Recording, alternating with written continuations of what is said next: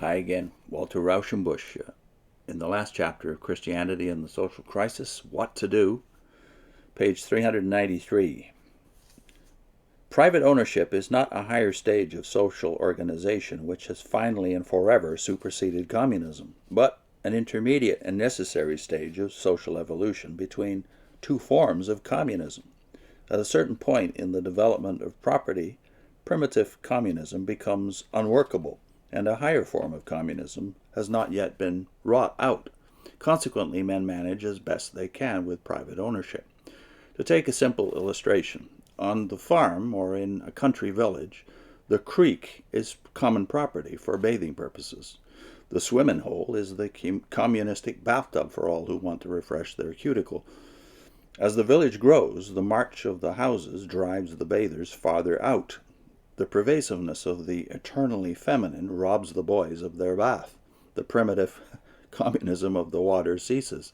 Some families now are wealthy enough to install private bathtubs and have the increased privilege of bathing all the year round. This is 1907, by the way, in North America.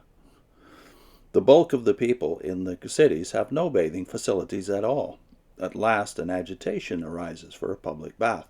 A beginning is made with enclosed river baths, perhaps, or with shower baths.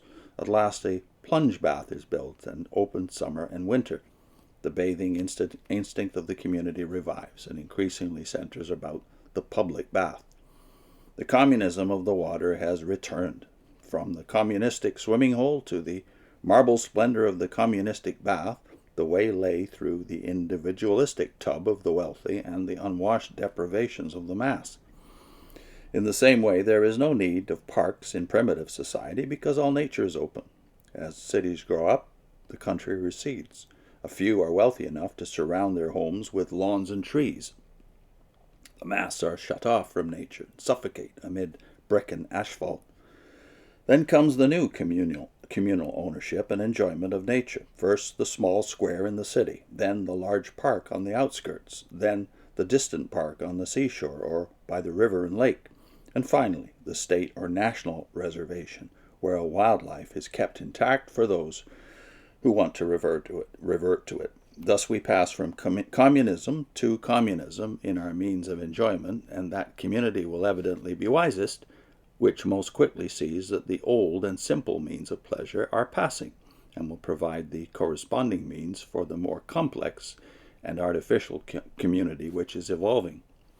The longer it lingers in the era of private self-help, the longer will the plain people be deprived of their heritage, and the more completely will the wealthy minority preempt the means of enjoyment for themselves. Everywhere, communism in new forms and on a vaster scale is coming back to us. The individualistic pump in the backyard is gone. The city waterworks are the modern counterpart of the communistic village well to which Rebecca and Rachel came to fill their water jar. The huge irrigation scheme of our national government in the West is an enlarged duplicate of the tanks built by many a primitive community. The railway train carrying people or supplies is a modernized form of the tribe breaking camp and carrying its women and children, cattle and tents to better grazing or hunting grounds. Compared with the old private vehicle, the railway carriage is a triumphant demonstration of communism. Almost the only private thing about our railways is the dividends. The competitive individualism of commerce is being restricted within ever narrower limits. State supervision and control is a partial assertion of the supremacy of communistic interests.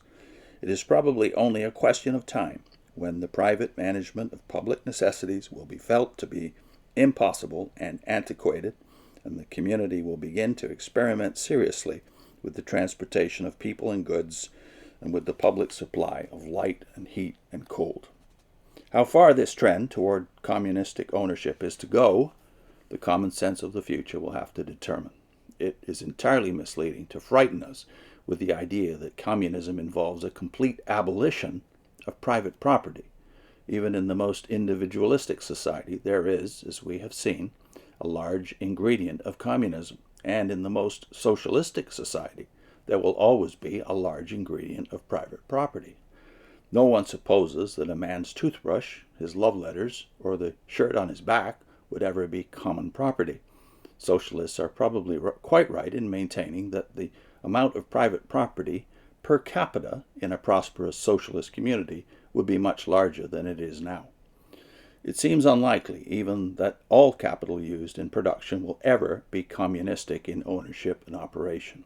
A socialistic state could easily afford to allow individuals to continue some private production, just as handicraft lingers now amid machine production. It will never be a question of having either private property absolute or communism absolute. It will always be a question of having more communism or less. More to come in this chapter. Put in a link to Martin Hengel on property and equality in ancient Israel. See you soon.